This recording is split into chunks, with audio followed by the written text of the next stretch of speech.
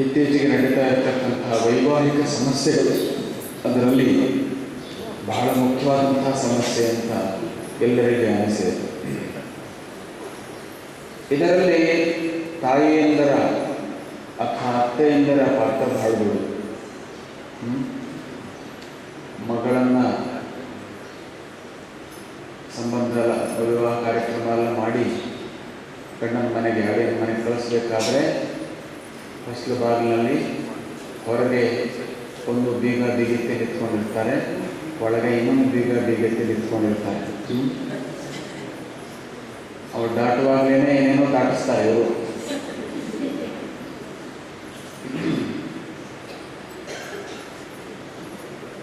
ಆ ಎರಡೂ ಕಡೆಯ ಬೀಗ ಬೀಗಿತ್ತಿ ಬಿಗಿಯನ್ನು ಬಿಟ್ಟರೆ ಎಷ್ಟೋ ಒಳ್ಳೆಯದಾಗ್ತದೆ.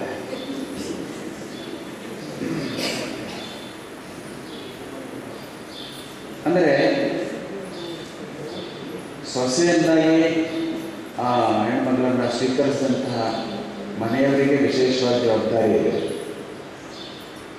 ಹಾಗೆ ಆಕೆಯನ್ನು ಕಳಿಸ್ತಕ್ಕಂತಹ ತಂದೆ ತಾಯಿಯರಿಗೂ ಕೂಡ ವಿಶೇಷವಾದ ಜವಾಬ್ದಾರಿ ಇದೆ.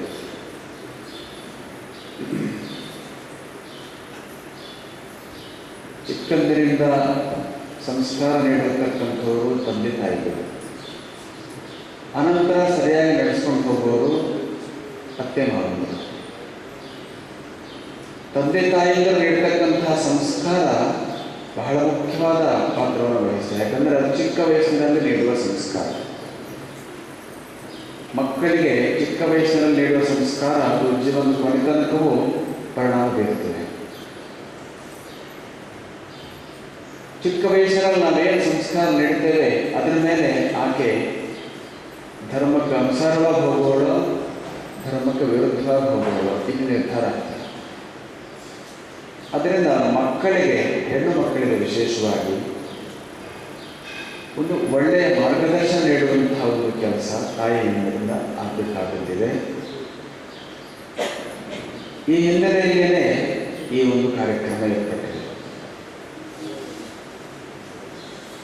ಅನೇಕ ಜನ ಹವ್ಯಕ ಹೆಣ್ಣು ಮಕ್ಕಳು ಓಡಿ ಹೋಗ್ತಾ ಇದ್ದಾರೆ.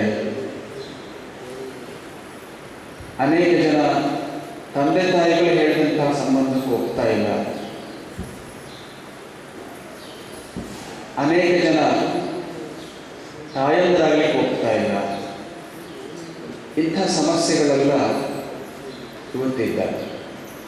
ಇದು ಇನ್ನು ಬೇರೆ ಬೇರೆ ಸಮುದಾಯಗಳಲ್ಲೂ ಇದ್ದಾವೆ, ಇದು ಒಂದೇ ಇದೆ ಅಂತ ಏನೂ ಇಲ್ಲ. ಆದರೆ ಬೇರೆ ಬೇರೆ ಸಮುದಾಯಗಳ ಸಂಖ್ಯೆ ಬಹಳ ದೊಡ್ಡದಿರೋದ್ರಿಂದ ಅವರನ್ನು ಹೇಗಾದರೂ ದಾಟಿ ಯಾರು, ಅಥವಾ ಅವರಿಗಿನ್ನೂ ಬೇರೆ ಬೇರೆ ಬಲಗಳಿರೋದರಿಂದ ಅವರು ಹೇಗಾದರೂ ದಾಟಿ ಯಾರು. ಆದರೆ ಈ ಹವ್ಯಕ ಸಮುದಾಯ ಇದು ಸಣ್ಣದು, ಸಂಖ್ಯಾಬಲ ಬಹಳ ಚಿಕ್ಕದು, ಸಣ್ಣದು.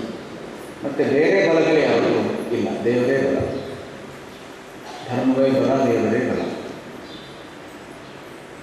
ಆದ್ದರಿಂದ ಮಕ್ಕಳಿಗೆ ಸರಿಯಾದಂತಹ ಮಾರ್ಗದರ್ಶನವನ್ನು ಕೊಡುವ ದಿಸೆಯಲ್ಲಿ ತಾಯಂದಿರ ಪಾತ್ರ ಏನು, ಆ ಮೂಲಕ ಸಮಾಜವನ್ನು, ಧರ್ಮ ಸಂಸ್ಕೃತಿಯನ್ನು ಉಳಿಸುವ ದೃಷ್ಟಿಯಲ್ಲಿ ನಿಮ್ಮ ಜವಾಬ್ದಾರಿ ಏನು, ಇದನ್ನೇ ತಿಳಿಸ್ಕೊಡ್ಬೇಕು ಅನ್ನೋದೇನೆ ಇವತ್ತಿನ ಕಾರ್ಯಕ್ರಮದ ಉದ್ದೇಶ.